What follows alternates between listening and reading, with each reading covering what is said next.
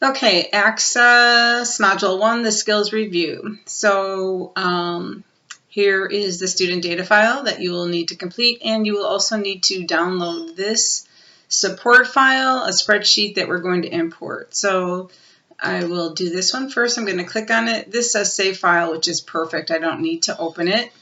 If you want to open it later and take a look at it, you can, but you want to make sure that you keep it closed when you import it into your database. So I'm just going to save it into my Access Module 1 homework folder. And I'm going to do the same with the student data file. Whoops, didn't mean to click open. That's okay. Actually, I'll close it and try that again. I'm going to choose a save this time. And I'm right back here in my Access Module 1 folder. I will add my last name and first initial to the beginning part of the file name, and then at the end I'm going to add support desk. And save. And then I will go to my folder and open up my file.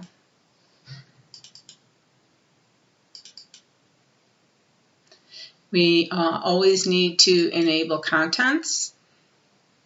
So here we have a database. It has 1, 2, 3 tables, 2 queries, 1 form, and 1 report. The first thing that they're asking you to do is they want, and you should be able to recognize, I'm going to open up this calls table, that up here, these are our fields. And it looks like that's all we have. So we have 1, 2, 3, 4 fields. And I can look down here at the bottom and see that I have 32 records. Remember, I'm going to come down here and go to Design View. Remember, this is where we create our tables. Here in Design View, we can see, again, 1, 2, 3, 4 fields. We can see the data types of the fields, and this one even has a description in here. So the textbook is asking you to recognize 1, 2, 3, 4, 5, 6 fields. So this table has 6 fields and 22 records. The next thing they want you to recognize is how the tables are related, even though they're not talking about the relationships until the next chapter. So don't overthink this yet until you really learn how to create those relationships. But if I go to the database tools and I click on relationships, I can see that they have 2 relationships here. We can move these windows around if we want, and we can even open them up to see all the fields. This is a 1 and this is an infinity sign. So this is a one-to-many relationship, and we have a one-to-many relationship on the other side too. The employee ID is a primary key. Again, we will continue to review what these things are. And there is 1 employee in the employees table, but in the cases table, the employees might have several cases. So the employee ID is also in the cases table, but you can see in this table it's considered the many part of the relationship because many employees, I'm sorry, not many employees, but many cases use maybe the same employee. So here in this table you might see an employee ID used more than 1 time depending on how many cases each employee has. And then over here the same thing. The case ID here is a primary key. And we call these foreign keys. So this case ID in the calls table is a foreign key. So you might get many calls based on 1 case ID. This is a foreign key, the employee ID over here in this table, to this primary key, again, 1 employee for many cases. So the next thing they ask you to do is, and it's asking me if I want to save my changes because I moved these around, so I can say yes, that's okay. Is they want you to open up a query And I would rather do this actually go to the horse's mouth, so to speak. You should most of the time make your updates in your tables where the primary source is, but they want you to recognize, because of the relationships, that if we make a change in a relationship, it affects everything.